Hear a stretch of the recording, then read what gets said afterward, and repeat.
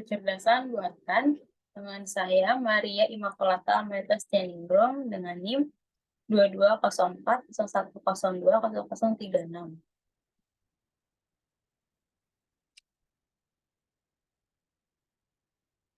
Definisinya adalah banyak cara untuk mendefinisikan kecerdasan buatan, diantaranya adalah yang pertama, suatu studi yang mengupayakan bagaimana agar komputer berlaku cerdas.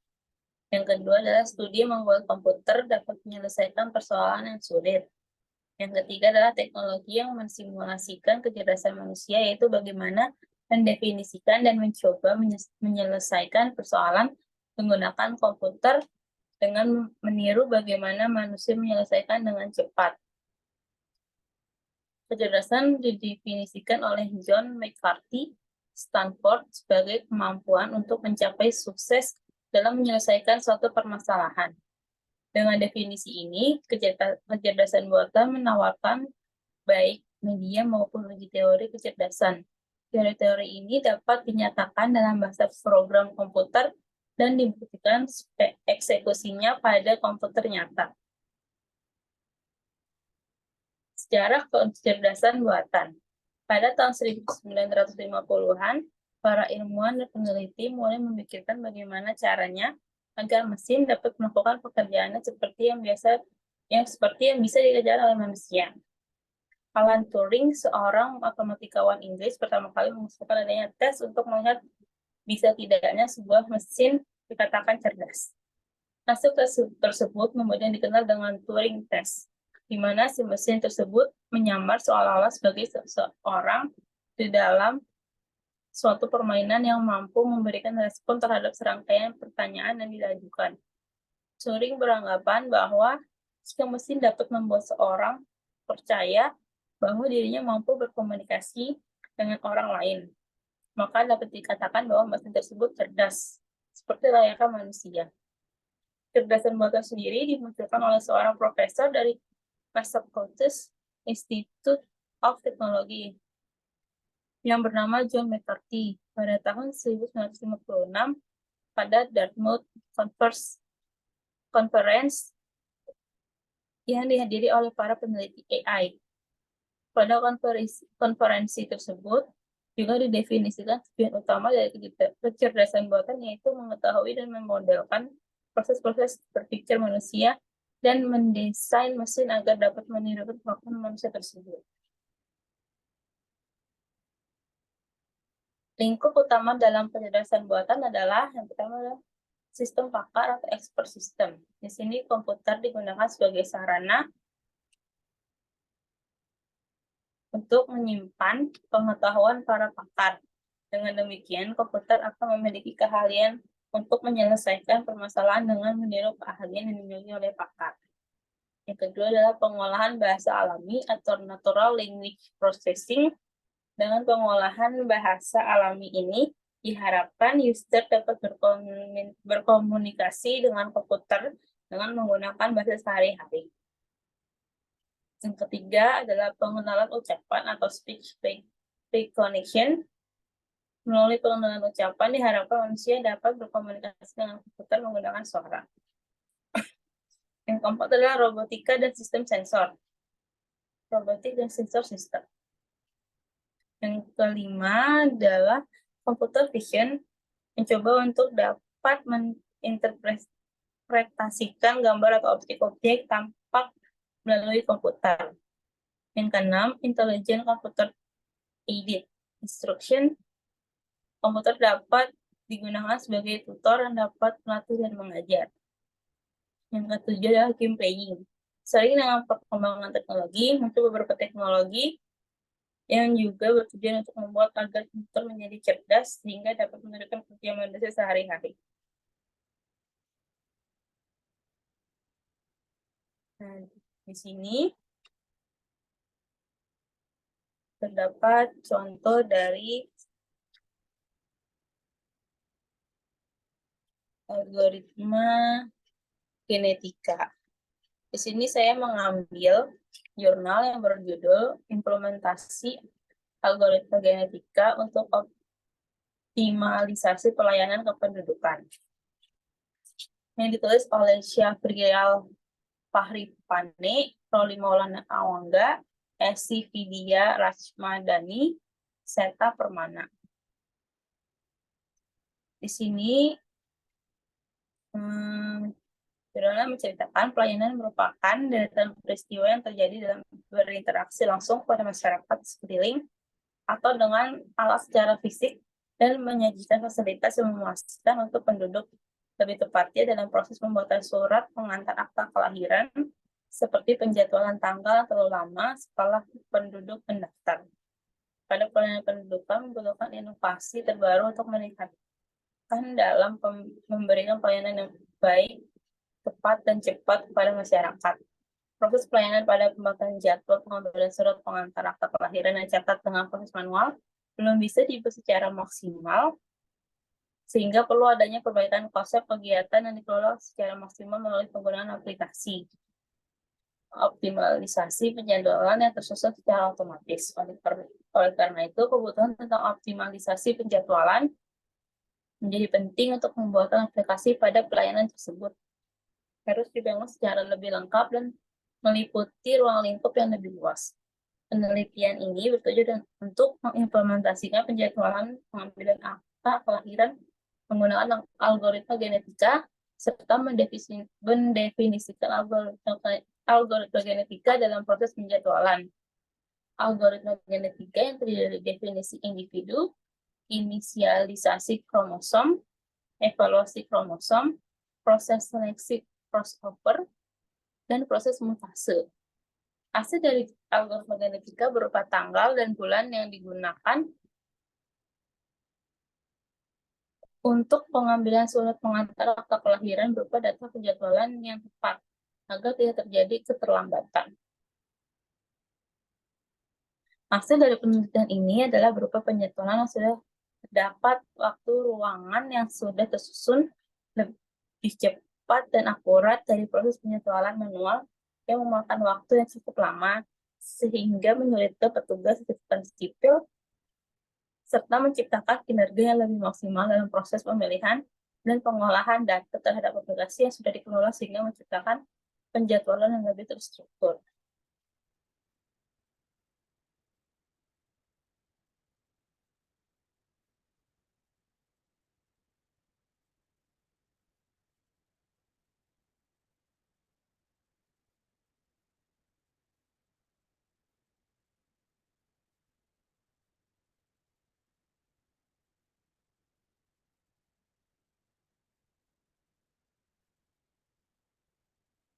Kemudian di sini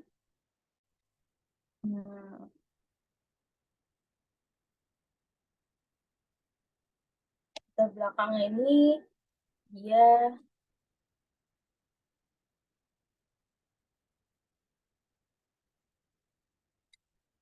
masalahnya yang terdapat dalam jurnal ini adalah dalam masalah pada pelayanan terutama pada penjadwalan digunakan metode algoritma genetika.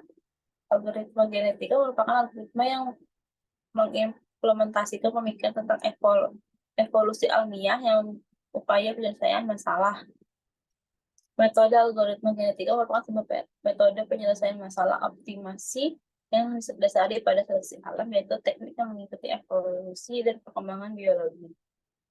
Jadi algoritma ini secara bersamaan mengevaluasi banyak titik di ruang pencarian lebih mungkin untuk menemukan solusi global dari masalah yang diberikan pada algoritma genetika terdapat pada proses evolusi alami dan mencakup populasi, pewarisan, mutasi, crossover, dan seleksi.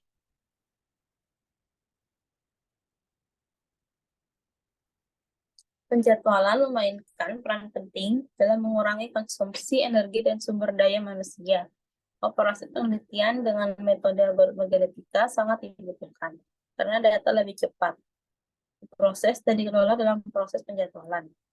Pada penelitian kali ini akan membahas dan membuat aplikasi tentang penjadwalan menggunakan metode algoritma genetika. Tapi yang membedakan yaitu pada proses penjadwalan digunakan pada proses pembuatan akta kelahiran di pelayanan pendudukan. Di sini terdapat rumus mencari evaluasi kromosom, di mana rumus adalah A ditambah 2 kali B ditambah 3 kali C ditambah 4 kali D ditambah titik-titik ditambah NN kurang X, di mana A, B, C ini serta N ini adalah nilai dari kromosom 1, 2, dan 3, dan N.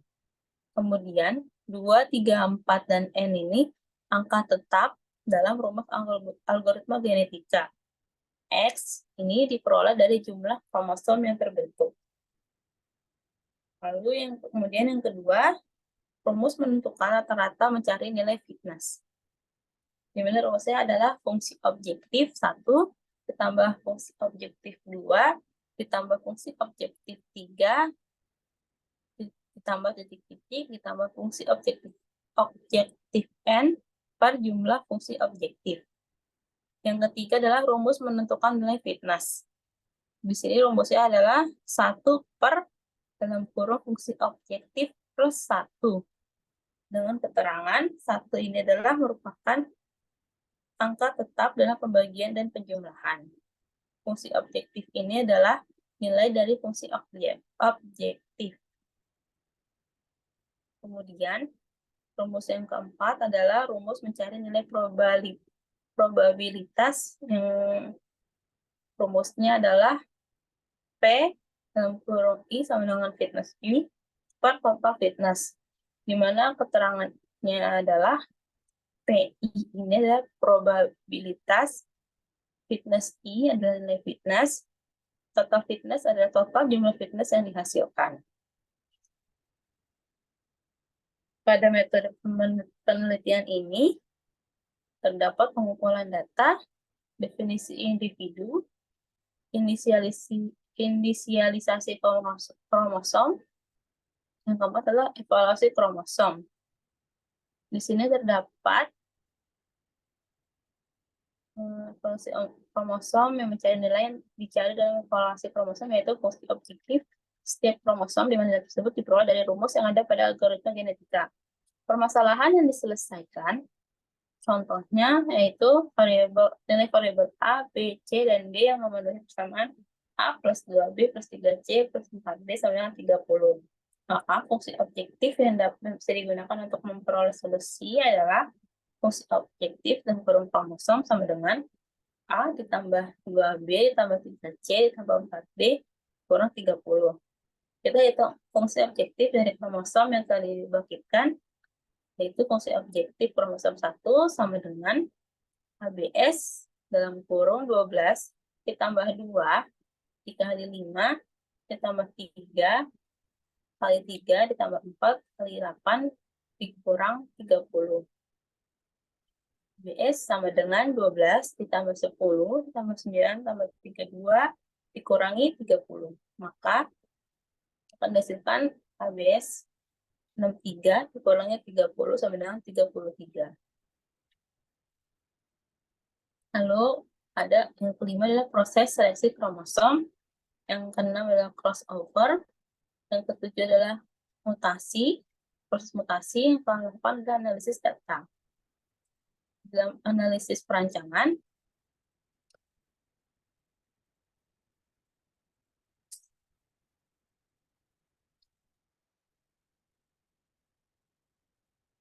dapat definisi individu,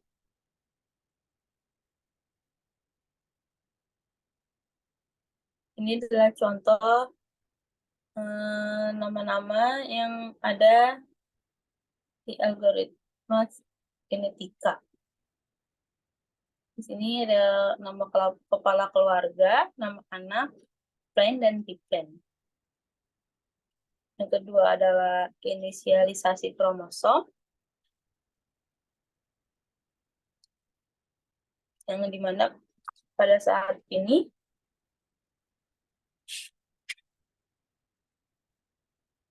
inisialisasi kromosom peneliti membentuk 13 kromosom.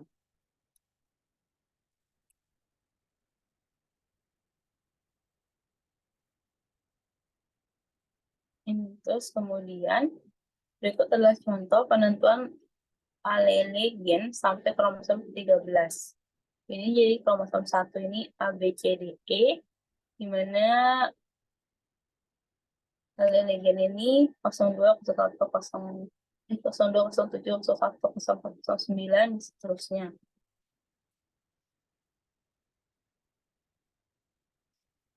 Nah, ini adalah evaluasi kromosom.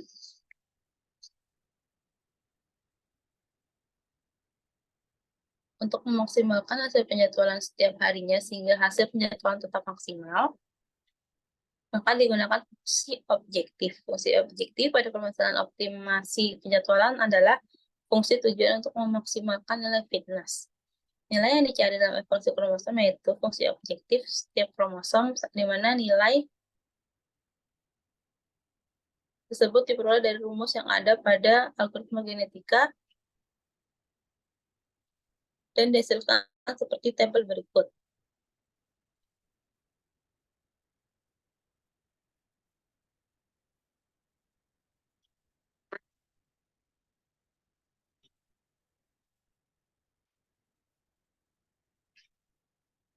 Nilai yang dicari dalam evaluasi kromosom yaitu fungsi objektif setiap kromosom, di mana nilai tersebut diperoleh dari rumus yang ada pada algoritma genetika dan dihasilkan seperti pada tabel berikut.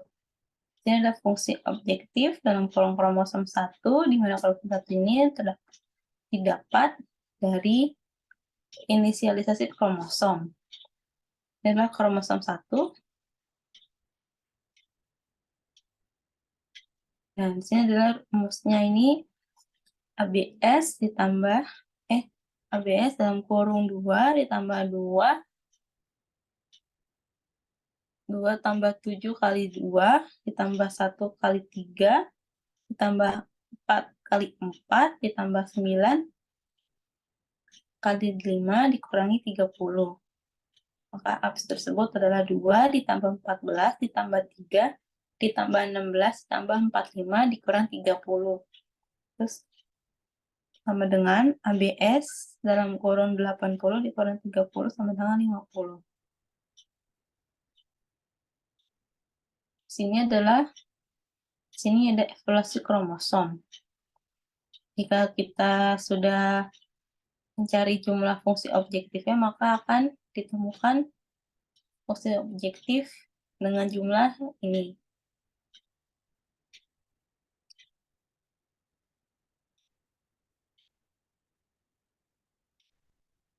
Lalu diproses seleksi kromosom, di mana rumusnya adalah fitness 1, cadangan 1 per fungsi objektif ditambah 1. Sini sama dengan 1 per 51. 51 ini didapat dari fungsi objektif pertama adalah 50 dan 1 ini adalah dari rumusnya. Maka dapat 51 dan hasilnya 0,0196.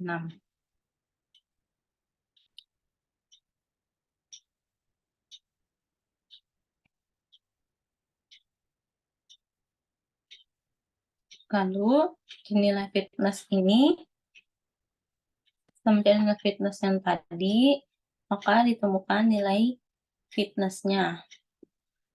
Dan cara mencari PI-nya adalah PI sama dengan fitness I per total fitness, di mana fitness ini adalah 0,0294 per 0,2914 dan hasilnya adalah 0,1009. Dan ini adalah nilai probabilitas. Probabilitas ini terdapat dari nilai fitness yang tadi, PI tadi. Terus ini adalah hasil dari proses seleksi kromosom. Ini adalah nilai fitness dan nilai probabilitas. Dari hasil proses seleksi kromosom, terlihat bahwa probabilitas dengan rate terendah, di mana dua probabilitas ini akan eksekusi ke proses selanjutnya, yaitu proses perkawinan silang atau crossover.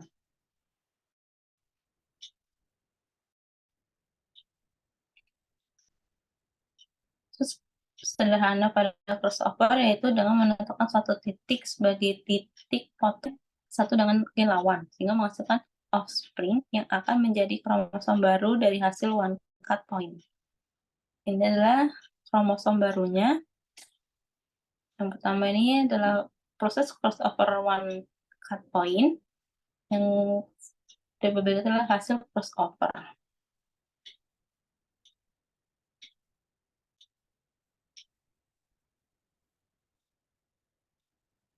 Kemudian kesimpulannya adalah berdasarkan hasil dari penelitian yang telah dilakukan, maka dapat diambil keputusan sebagai berikut. Dengan menggunakan pengembangan menggunakan algoritma genetika, aplikasi pelayanan yang dirancang mampu melakukan proses penjadwalan secara cepat. Penjadwalan dikatakan maksimal jika di dalam pengolahan data penjadwalan memberikan solusi efisiensi baik dari segi waktu, tenaga, dan sumber daya lainnya, dan tidak terjadi jadwal yang bentrok dalam ruangan yang sama. Algoritma genetika dapat diterapkan dalam berbagai bahasa pemrograman.